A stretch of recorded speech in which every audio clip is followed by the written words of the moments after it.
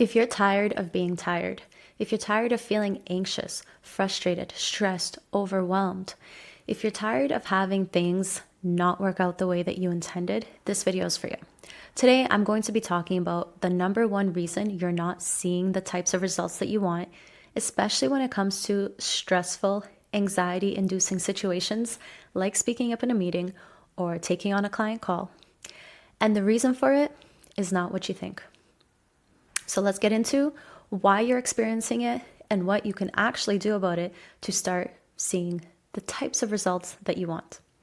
I'm Christina, I'm a social psychologist, and on this channel, I help leaders, founders, coaches, and solopreneurs understand how to develop confidence in their mindset and in their skills so that they can run their business and lead their teams way more effectively. If that's interesting, stick around and subscribe for more. You've probably looked into everything under the sun, every single tip and trick that you can think of to help you mitigate your stress, to reduce your anxiety, to help you feel more confident at work, especially when you're communicating, when you have to speak up, when you have to speak in a meeting, maybe if you have to lead a meeting, if you have a new client and you're not sure if you're coming across in the right way. These are all very anxiety-inducing situations for many of us. Heck, I've been there myself. I've had more times than I can count where I've had to go to department-wide meetings with professors and established researchers, and I felt anxiety even asking a single question. And see, many of us feel this way. And even if you've looked into tips and tricks, if you've studied all the formulas, if you've looked into the points that you need to make, you know that in the moment, a lot of them don't work. For whatever reason, when the stress spikes, everything just goes out the window and you feel the exact same way you did last time. And that's okay, because again, I've been there too. Now, here's the thing that everyone seems to overlook, and that's so misunderstood, but it's a crucial component of why you are continuing to live in the cycle of stress and overwhelm. You see, most people think that when they are stressed or they're overwhelmed or they're feeling anxious in the moment, they can do things to self-regulate and to mitigate the stress, so to reduce their stress levels. And that's right, to an extent. So if you're feeling stress and you do the typical deep breathing, right? Maybe you do affirmations in the mirror, your stress levels will decrease a little bit. And you've probably been there and you've seen what this is like, where you're doing all the things and you're using all the strategies to mitigate the stress, but you're still feeling stressed. If you're like me, you've probably had situations where you've tried to deal with the stress and it just got the best of you. And then you were left in the cycle, in the spiraling cycle afterwards of feeling disappointed in yourself, of feeling like you let yourself down, of feeling like you failed by your own standards. And so here's the thing that's so often overlooked. You need to understand what your baseline nervous system response is before you get into even evaluating your stress levels, your overwhelm, and strategies for do that. Now, here's what I mean. Let's imagine a scale of 0 to 10. Think of 0 as being completely stress-free. That might be, in your mind, a carefree yogi, a Buddhist monk, someone super zen, living in a forest, whatever it is, right? 0 is completely stress-free. Your nervous system is regulated, you're good, no stress whatsoever. Now, 10 would be stress overwhelm. You are on the verge of a breakdown at any moment. Everything is a trigger.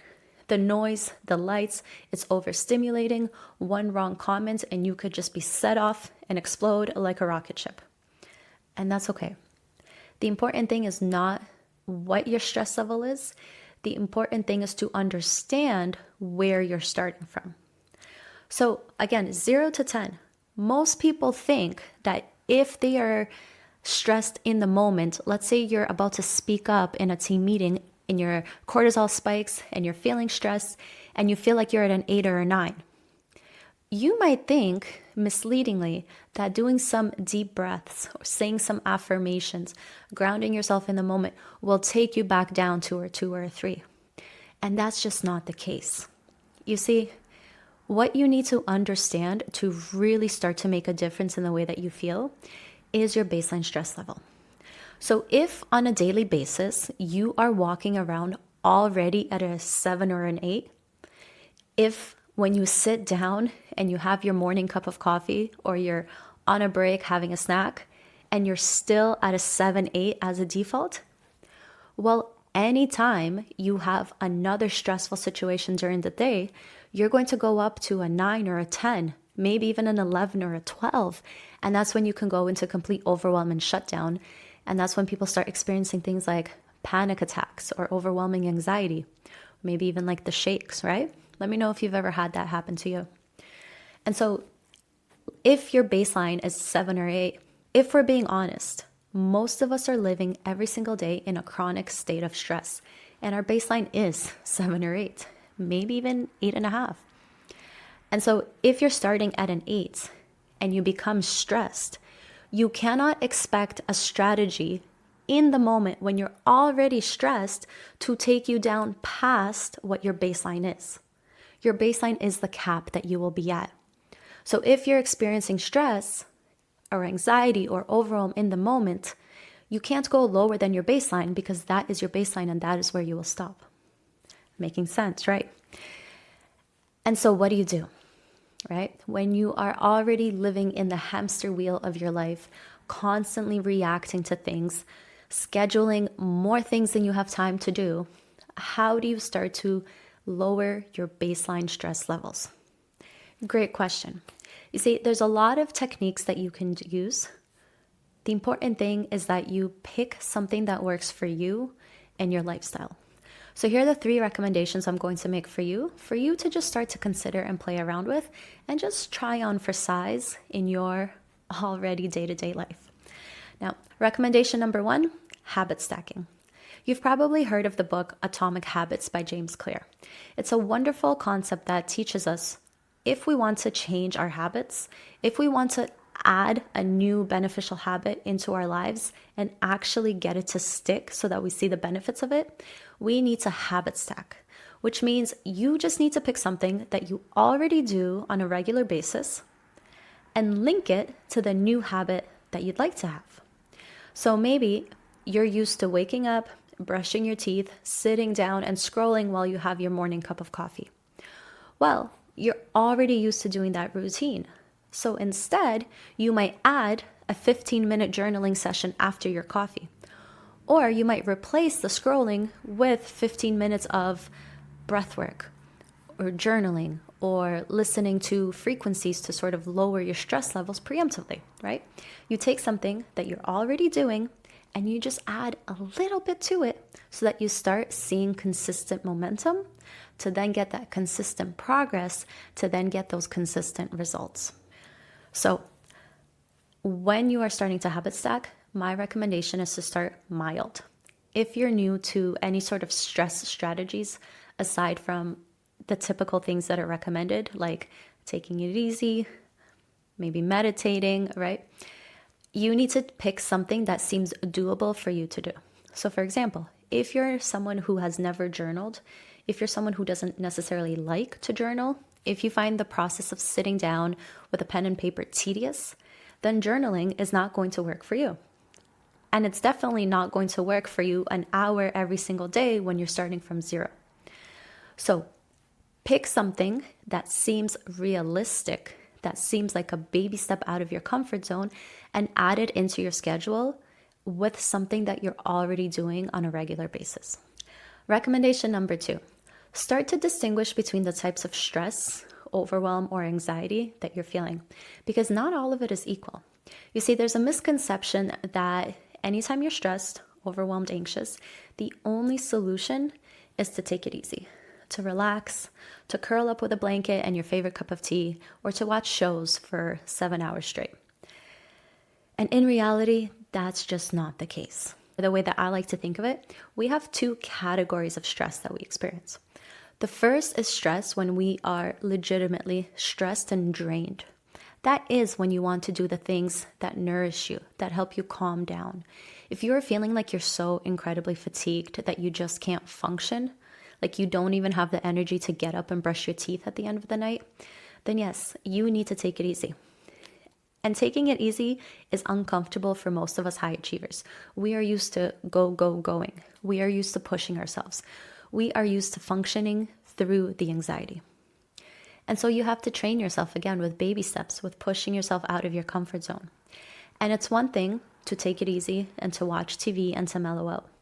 But it's another thing to intentionally decompress, such as by creating a low stimulation environment for yourself.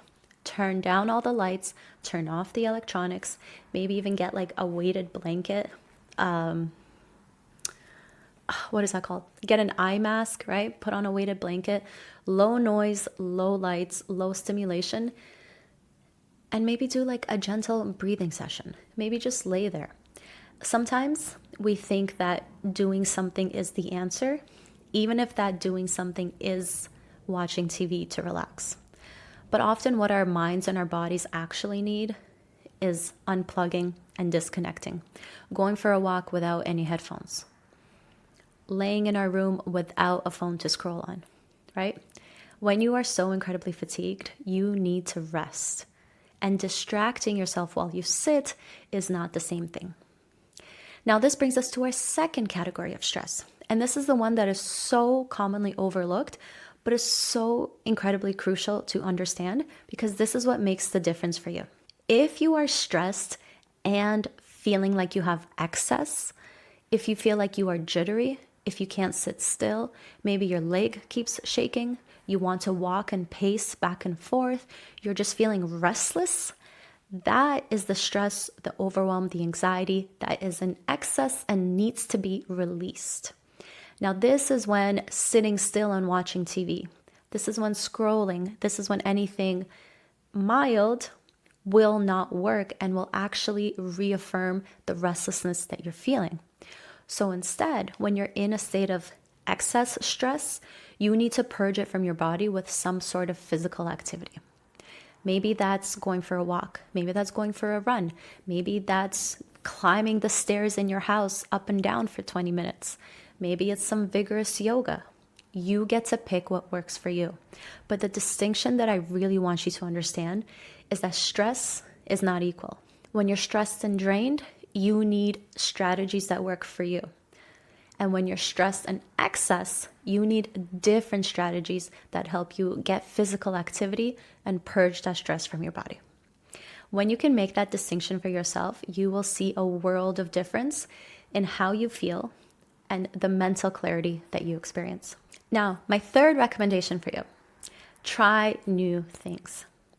See, most of us, pretty much all of us, are creatures of habit. And we like to do the things that we are familiar with, the things that we already tried, the things that we already know.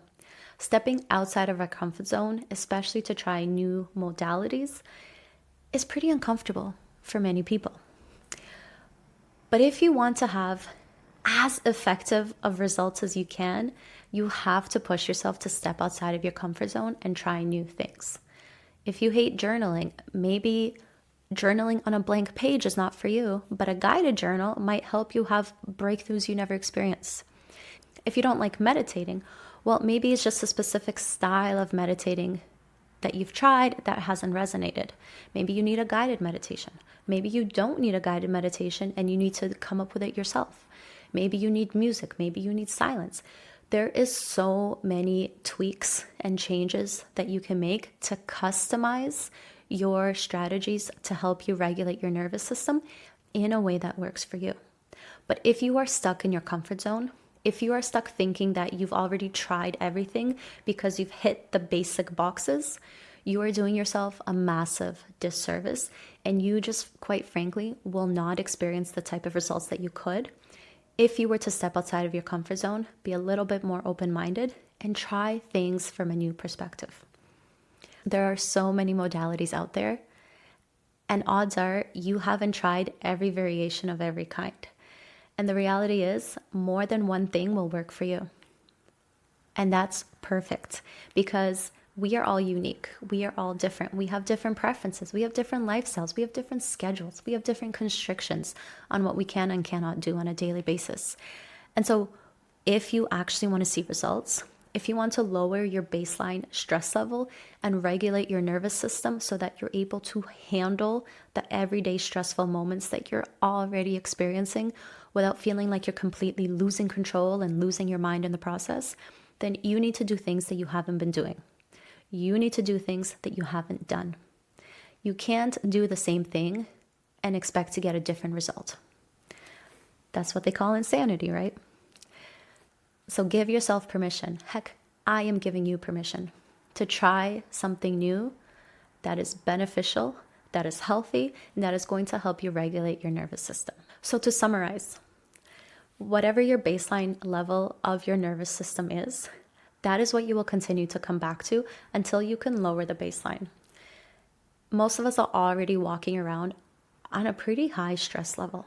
And so we can't expect any short-term technique to help us calm down more than our baseline allows in the moment when we're already triggered and dysregulated. And so the thing that everyone overlooks is that in order to feel less stressed and less overwhelmed in the moment, you actually have to backtrack and regulate your nervous system ahead of time. And so by habit stacking, by adding in new baby steps to things that you're already doing, by understanding the type of stress you're experiencing, whether that's stressed and drained or stress and excess, and choosing the right strategy accordingly, and by giving yourself permission to play around with new techniques to expand your toolkit so that you have different strategies in place for different situations, the combination of this is going to radically change the way that you feel on a daily basis, especially over the long term. And if you want to experience less anxiety in the moment, you have to work backwards and start beforehand. And this is exactly what's going to help you get there. I hope you found this helpful. If this is something that's interesting to you and you'd like to go deeper, I'll invite you to check out Club Coherence. It's a community I've created specifically for founders, coaches, solopreneurs, and leaders who are looking for a place to practice their confidence, their mindset, their communication skills, and implement techniques like this to help them regulate on a daily basis so that they can show up authentically, more confidently, and more in control of how they show up with others. The link is in the description. I invite you to check it out, and I'll see you on the inside there. Comment down below with what your biggest takeaway was, and I'll see you in the next video. Bye.